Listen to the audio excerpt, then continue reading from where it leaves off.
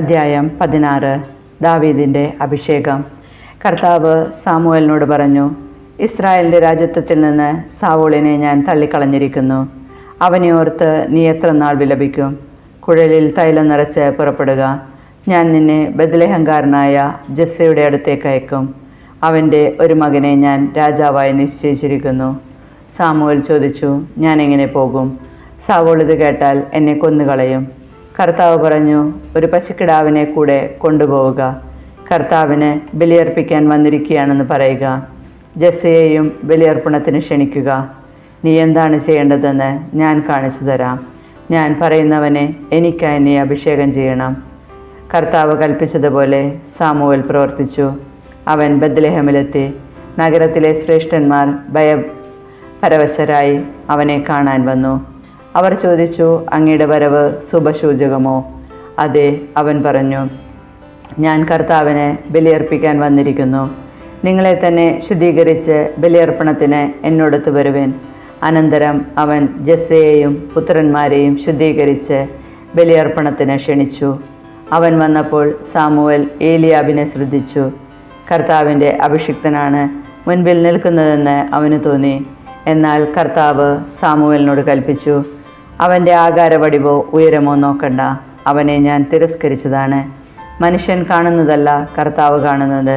മനുഷ്യൻ ബാഹ്യരൂപത്തിൽ ശ്രദ്ധിക്കുന്നു, കർത്താവാകട്ടെ ഹൃദയഭാവത്തിലും. ജസ്സെ അബിനാദാബിനെ സാമുവേലിൻ്റെ മുൻപിൽ വരുത്തി. അവനെയും കർത്താവ് തിരഞ്ഞെടുത്തില്ല എന്ന് സാമുവേൽ പറഞ്ഞു. പിന്നെ ജസ്സെ ഷമ്മായെ വരുത്തി. കർത്താവ് തിരഞ്ഞെടുത്തവനല്ല ഇവനുമെന്ന് അവൻ പറഞ്ഞു. ജസ്സെ തൻ്റെ 7 പുത്രന്മാരെ സാമുവേലിൻ്റെ മുൻപിൽ കൊണ്ടുവന്നു.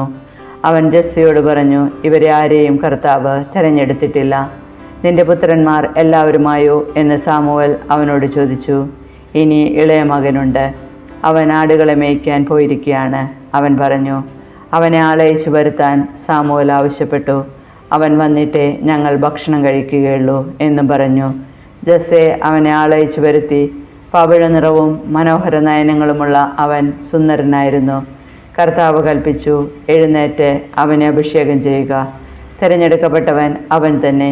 സാമുവേൽ അവനെ സഹോദരന്മാരുടെ മുൻപിൽ വെച്ച് കുഴലിലെ തൈലം കൊണ്ട് അഭിഷേകം ചെയ്തു. അന്നു മുതൽ കർത്താവിൻ്റെ ആത്മാവ് ദാവീദിൻ്റെ മേൽ ശക്തമായി ആവസിച്ചു. സാമുവേൽ റാമായിലേക്ക് പോയി. ദാവീദ് സാവൂളിനോടൊന്നിച്ച്. കർത്താവിൻ്റെ ആത്മാവ് സാവൂളിനെ വിട്ടുപോയി. അവിടെ നയിച്ച ഒരു ദുരാത്മാവ് അവനെ പീഡിപ്പിച്ചു. സാവൂളിൻ്റെ ഭൃത്യന്മാർ അവനോട് പറഞ്ഞു, ദൈവം അയച്ച ഒരു ദുരാത്മാവ് അങ്ങയെ പീഡിപ്പിക്കുന്നു. ആകയാൽ കിന്നരം വായനയിൽ നിപുണനായ ഒരുവനെ അന്വേഷിക്കാൻ അങ്ങ് അടിയങ്ങൾക്ക് കൽപ്പന തരണം. ദുരാത്മാവ് അങ്ങയിൽ ആവസിക്കുമ്പോൾ അവൻ കിന്നരം വായിച്ച് അങ്ങേക്ക് ആശ്വാസം നൽകും. കിന്നര വായനയിൽ നിപുണനായ ഒരുവനെ തേടിപ്പിടിക്കാൻ സാവൂൾ ഭൃത്യന്മാരോട് കൽപ്പിച്ചു. ബത്ലഹേംകാരനായ ജസ്സയുടെ ഒരു മകനെ ഞാൻ കണ്ടിട്ടുണ്ട് എന്ന് ഭൃത്യരിൽ ഒരുവൻ പറഞ്ഞു.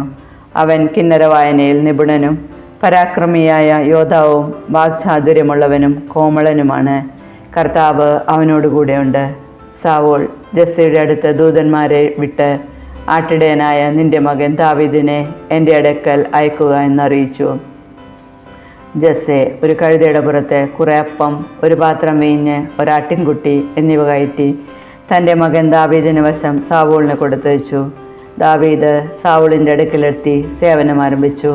സാവൂളിന് അവനെ വളരെയധികം ഇഷ്ടപ്പെട്ടു. ദാവീദ് അവൻ്റെ ആയുധവാഹകനായി തീർന്നു. സാവൂൾ ജസ്സിൻ്റെ അടുക്കൽ ആളയച്ച്, ദാവീദിനെ എനിക്കിഷ്ടപ്പെട്ടു, അവനിവിടെ നിൽക്കട്ടെ എന്നറിയിച്ചു. ദൈവം അയച്ച ദുരാത്മാവ് സാവൂളിൽ പ്രവേശിക്കുമ്പോഴൊക്കെ ദാവീദ് കിന്നരം വായിക്കും. അതുവഴി അവന് ആശ്വാസവും സുഖവും ലഭിക്കുകയും ദുരാത്മാവ് അവനെ വിട്ടുമാറുകയും ചെയ്തിരുന്നു.